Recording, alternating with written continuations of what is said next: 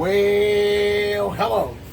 It's time to check on my worm bins. It's been a while, so let's see what's going on.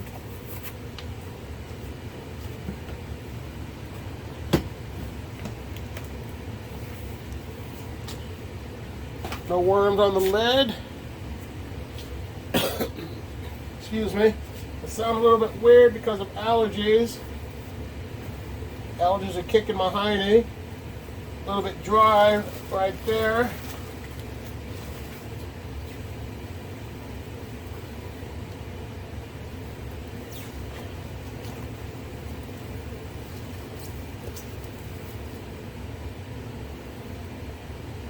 Red wiggles are looking good.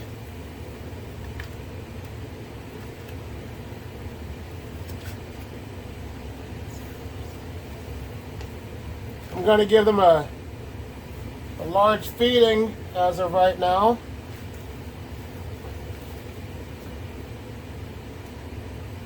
So let me prepare the food scraps. They're going to get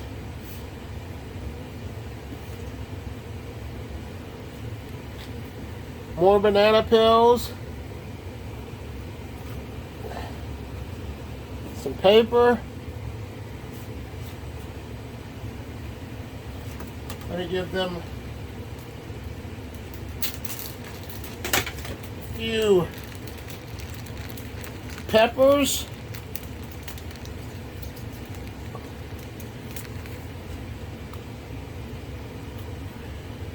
There they go.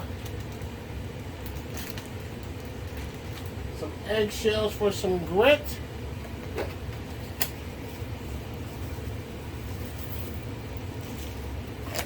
I'm going to cover this up with the bedding.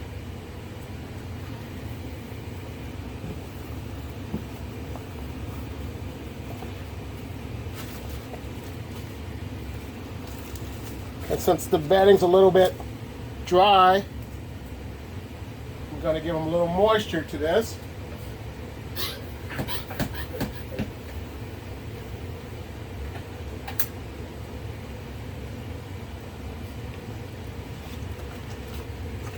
Give it a few more pumps to get the water to come out a lot better. There we go.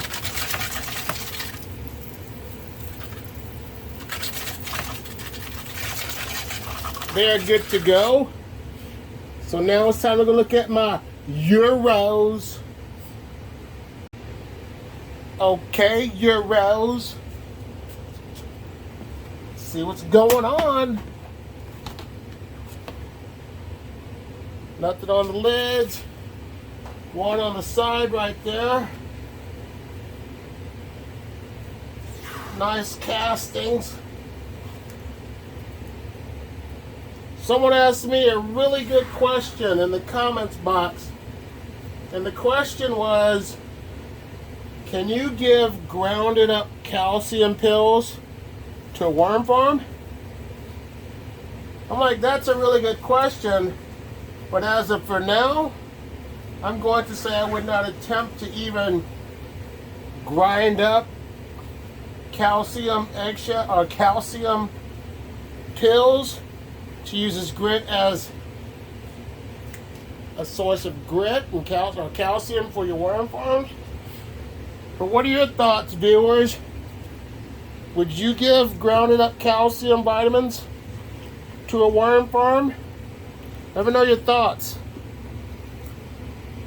There they go, some banana peels.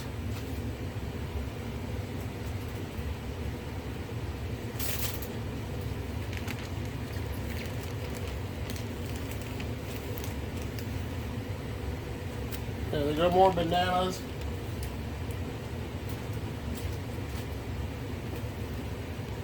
Grounded up eggshells as well for the grit.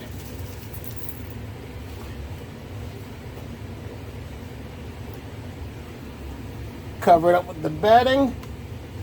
And go look at my third worm bin with the Euros. Alright, let's see what's going on.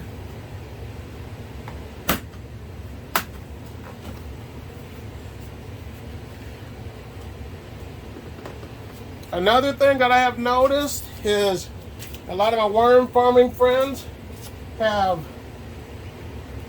certain extra pests in their bin, helpful critters, if you will, like pill bugs, red mites, and stuff like that. But I don't know how they've been getting those inside of their worm farms, but I don't have that issue, and I'm very thankful for that. But I fed them tomatoes last time.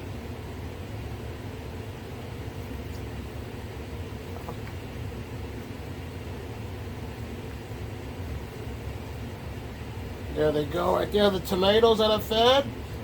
So like I said in my previous videos, worms can eat tomatoes, but do it in moderation. Let's give them some more food scraps. I'm gonna put the food scraps right here on this side. There they go, some banana peels, some peppers, some grounded up eggshells for grit.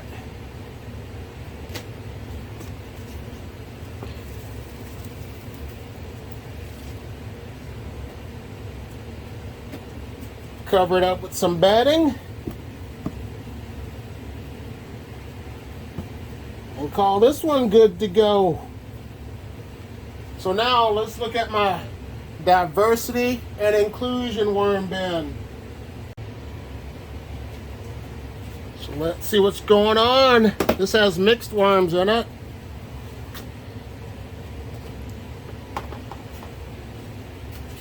Castings are nice and rich.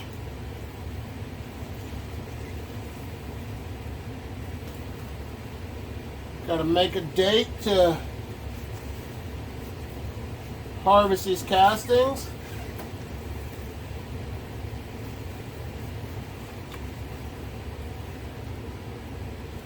The worms are in there doing their thing.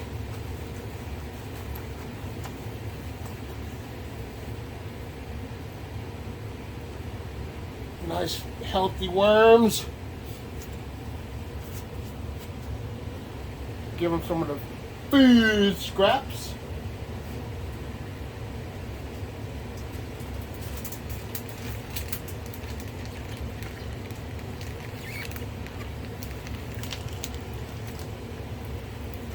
There they go, peppers, some bananas, and everything I'm putting in here was frozen and thawed out.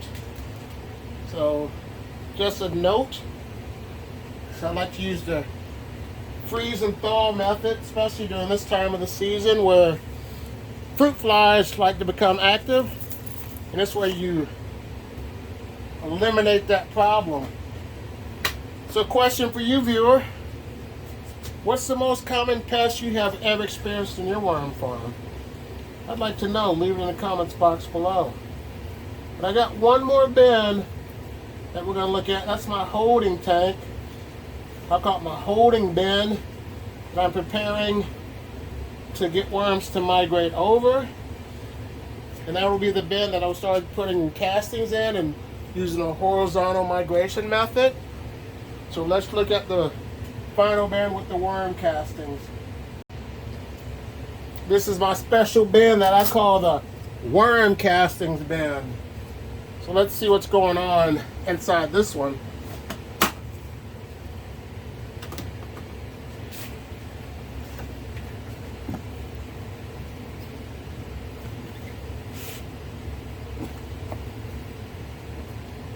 The castings can be sifted.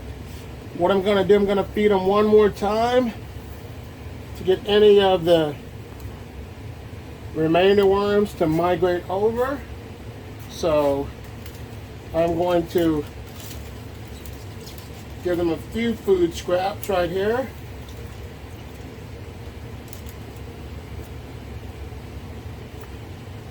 And bait them over with the horizontal migration method. And then the next process I'm going to do, I'm going to sift the castings and get the worms out that I can to save and put them back into the next worm bin to reunite with their family.